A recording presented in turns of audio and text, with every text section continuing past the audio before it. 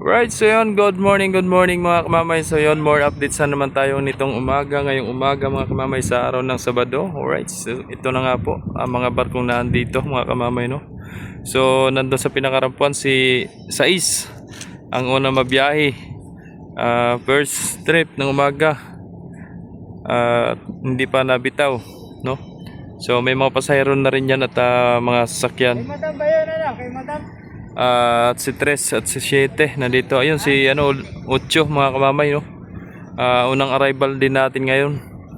So sa kabila wala pa, si Montenegro wala pa. So kasunod na raw si diyan, si Divina Gracia naman ng Montenegro Shipping Lines. Pero si Oliva nandoon nakangkurahe sa labas, no. So ating saksihan to si 8 kung gaano karaming pasahero niyan. Yan.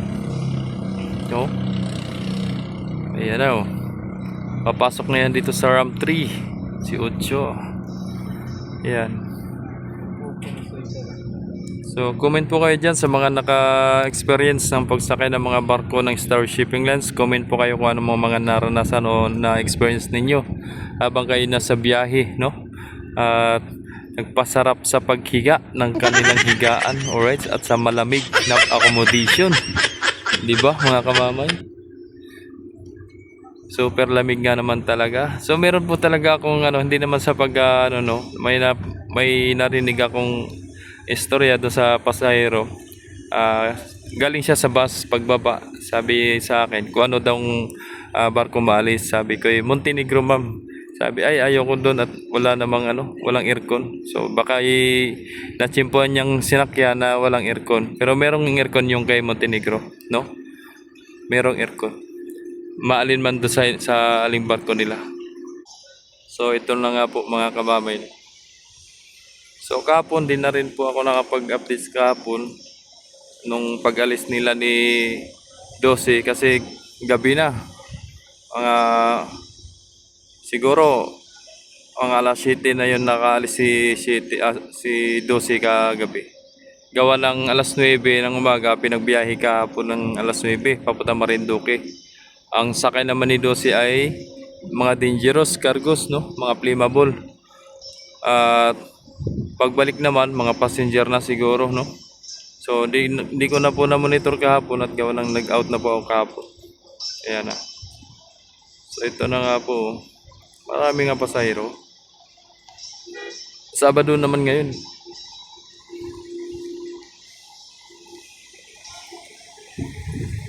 Ay, si madam nga yan. Anong sakyan? Si Kudya. Toyota si Kudya. Yan na. Binaba ng rampa. Tali mo na. Oh. Dami pasahero. Meron pa sa taso.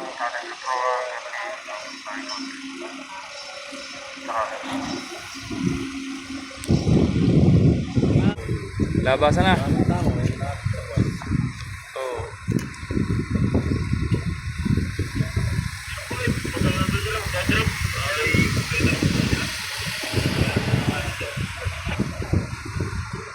Dami.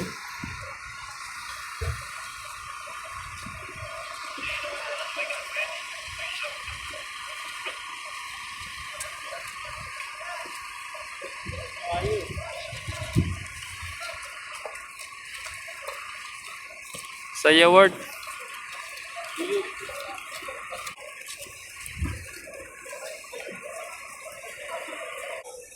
Yan na mga kamamay.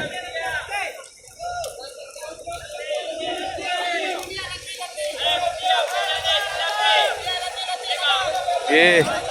Sigawe. Sigawe.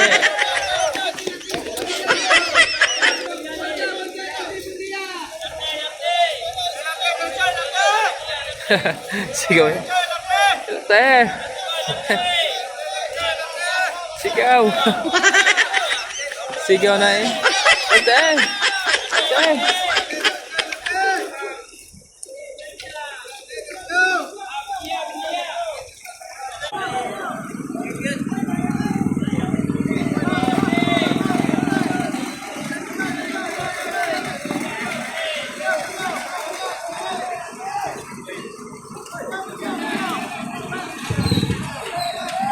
another arrival na naman tayo mga kamamay, no? Si Reyna Divina Gracia, mga kamamay. So si Sais hindi pa talaga gumagaling, no? Nasa Marinduque pa rin. Nagpapagaling. So si Sais hindi pa umalis si Sais. Yun. Tapos si Ocho mga kamamay, nag-start na po siya maglo-loading, no? Magsasakay ng mga panakay, mga tracking. Yan na, hinagis na nga po. Alright.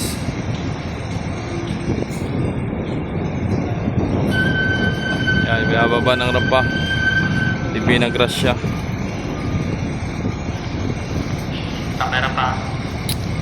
Tamberan pa. So baka si Tres mga kamamay babiyahin na sa papuntang Burias, no? At doon yan mabiyahe, Burias. Mamaya taasan naman ang tubig niyan mamaya.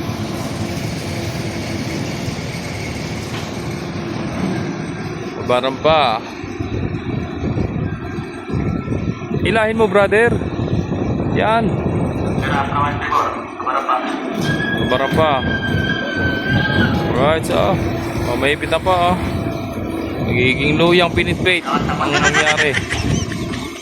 Tapahan nyo mga idol.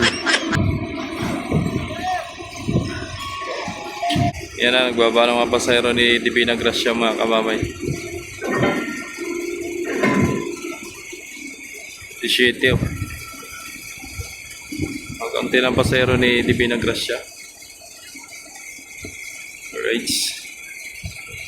So yun ang mga sakay ni mga kamamay, Divina Gracia, oh, mga pasahero. Bali 2 bus lang nandito. Jam at parang yung jam.